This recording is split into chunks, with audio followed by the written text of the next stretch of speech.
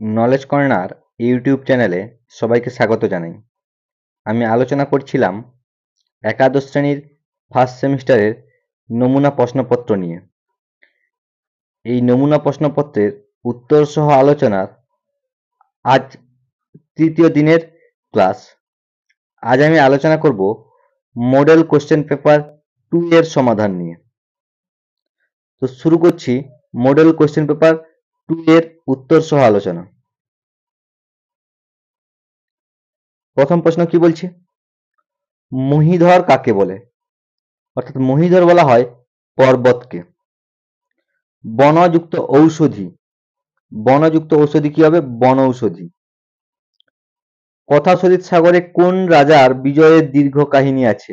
না, কথাশরিত সাগরে রাজা উদয়নের কাহিনী রয়েছে। শূন্যস্থান পূরণ। আয়ধ্যৌমের শিষ্য ছিল কতজন? 3 জন। সন্ধি করে বলছে নিচ যুক্ত অন্ত, এখানে হবে কি নিজন্ত। নিজ যুক্ত অন্ত অর্থাৎ নিজন্ত। বিষ্ণু শর্মা পঞ্চতন্ত্র রচনা করেছিলেন কারণ?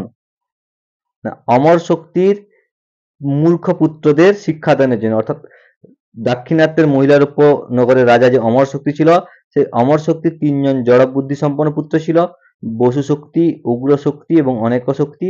তাদের শিক্ষাদানের উদ্দেশ্যেই এই গল্পগ্রন্থটি রচনা করেছিল বিষ্ণু শর্মা। স্তম্ভ মেলানো কি বলছে? না, ত আর তবতু, এটা একটা নিষ্ঠা প্রত্যয়। উপসর্গহীন ধাতুর উত্তর হয় তা প্রত্যয়। অসমাপিকা ক্রিয়ার উত্তর হয় ল প্রত্যয়। আর উপসর্গযুক্ত ধাতুর উত্তর হয় তা এবং ল প্রত্যয়। বলছি কি? তাহলে অপশন হবে কি এখানে? না, 1 নম্বর অপশন, মানে এর দাগ। তারপর বলছে শূন্যস্থান পূরণ।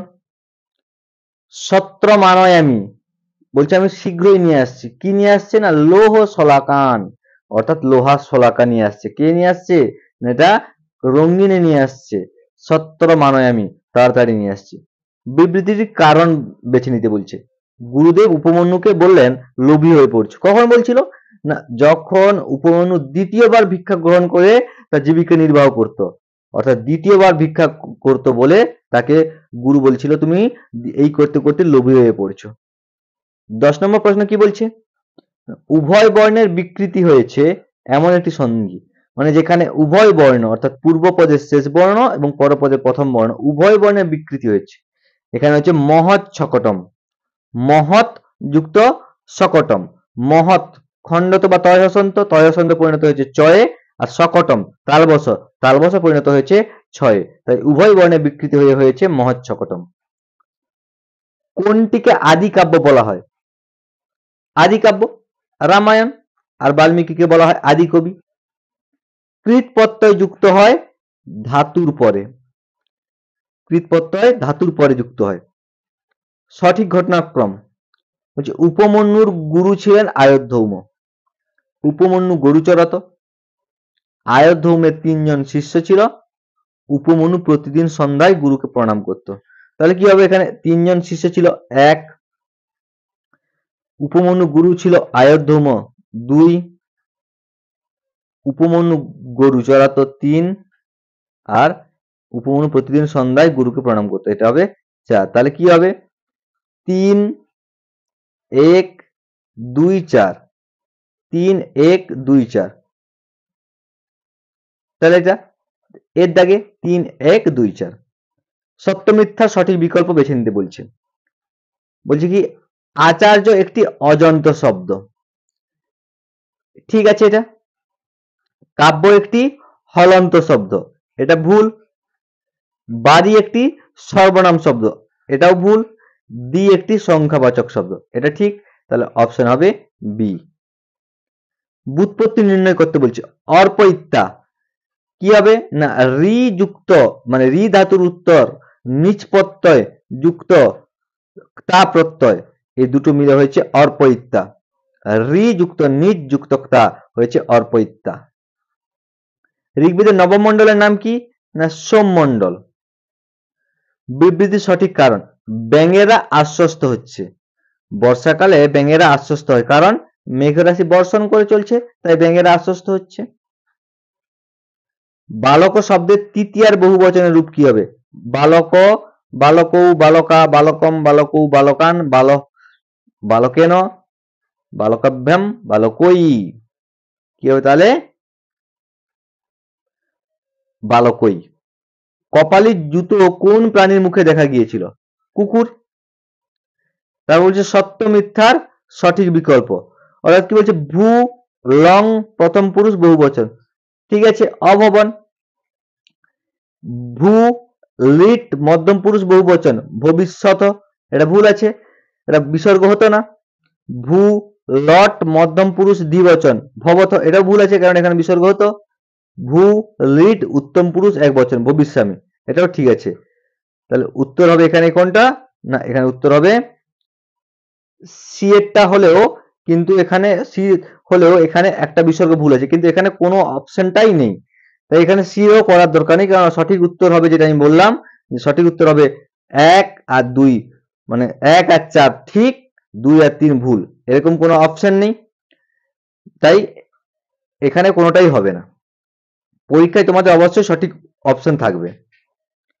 মেঘকে ড্যাশের সাথে তুলনা করেছে, কার সঙ্গে? না, যুদ্ধক্ষেত্রস্থ হাতির সঙ্গে তুলনা করেছে। পুজ ধাতুর লং এর প্রথম পুরুষ বহুবচনের রূপ হবে অপূজয়ন।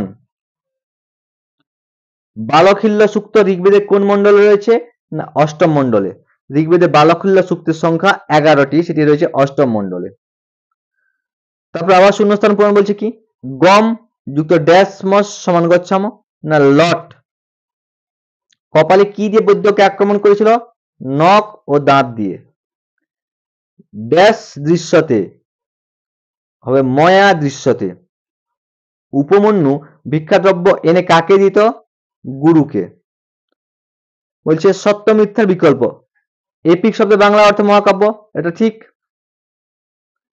তারপর বলছে কি? অযোধ্যা রাজা বিভীষণ, এটা ভুল। নারদের উপদেশে অনুষ্টুপ ছন্দে রচিত হলো রামায়ণ, ঠিকই। ব্রহ্মার নির্দেশে রামায়ণ রচিত হয়, এটাও ঠিক। তাহলে কি হবে? 1 3 4 ঠিক, 2 ভুল, অর্থাৎ অপশন এ। তারপর বলছে কি? 29 নম্বর প্রশ্ন, শূন্যস্থান পূরণের জন্য সঠিক বিকল্প। দন্তনর পর যদি বর্কজ্য বা ঝ থাকে তবে দন্তন স্থানে কি হয়? ইয় হয়। স্তম্ভ মেলানো। শিখিন অর্থাৎ নীলকণ্ঠ বা ময়ূর। বাড়িধারা মানে বলতে বোঝানো হয়েছে মেঘকে। গজেন্দ্র মানে হাতি বা বারণ। গিরি মানে পর্বত বা মহিধর, অর্থাৎ এখানে অপশন হবে এ। আবার বলছি কি? সত্য মিথ্যা। মহাভারত 24,000 শ্লোক আছে, এটা ভুল। মহাভারতের রচয়িতা বেদব্যাস বা ব্যাসদেব, ঠিক। উপমন্যু আয়োধ্যমের গুরুদেব ছিল, এটা ভুল। উপমন্যু উদ্ধত প্রকৃতি ছিল, এটাও ভুল। তাহলে এখানে কেবল 2 ঠিক, বাকি সবগুলো ভুল, অর্থাৎ অপশন ডি।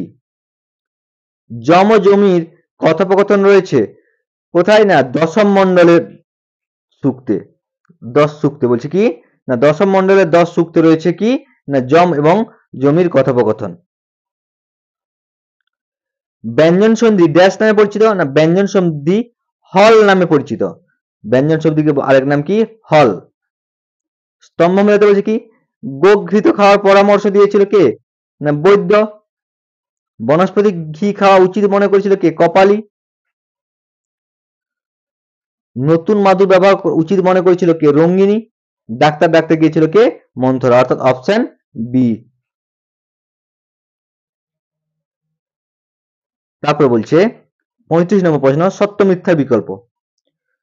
মেঘের ভারে আকাশ আজ ক্লান্ত, ভুল এটা, কারণ আকাশ ক্লান্ত হয়নি।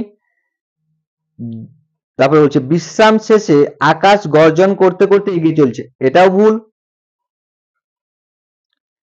আকাশ পর্বতের উঁচু চূড়ায় বিশ্রাম নিচ্ছে, এটাও ভুল। মেঘরাশি বলাকা শ্রেণী শোভিত, এটা ঠিক, অর্থাৎ 4 ঠিক, বাকি সবগুলো ভুল, অর্থাৎ অপশন বি। বিবৃতির সঠিক কারণ বলছে কপালের বুদ্ধির বিকার হয়েছিল, কি কারণে? না, তার কৃপণতার জন্য, অত্যাধিক কৃপণতার জন্য।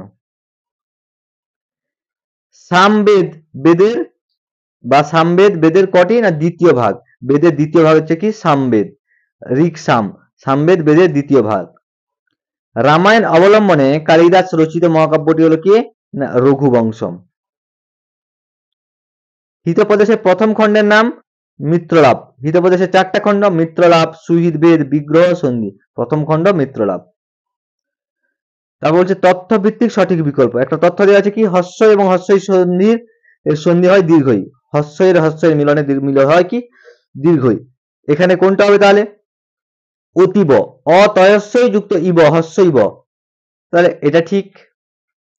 পরীক্ষা, পরয়স্যই পরি যুক্ত ইক্ষা, দীর্ঘই কয়মঞ্চ ক্ষয় আকার, তাহলে এখানে হস্যের সঙ্গে দীর্ঘই, এটা ভুল। গিরীন্দ্র, গয়স্যই আছে গিরি যুক্ত ইন্দ্র, হস্যই দন্ত নয় ফলে গিরীন্দ্র, এটা ঠিক। ক্ষিতিশ, ক্ষিতি কয়মঞ্চ ক্ষয় হস্যই কা তয়স্যই, ক্ষিতি যুক্ত ঈশ, দীর্ঘই তালবস্য, তাহলে এটা ভুল। অর্থাৎ 1, 3 ঠিক, 2, 4 ভুল, অর্থাৎ অপশন সি।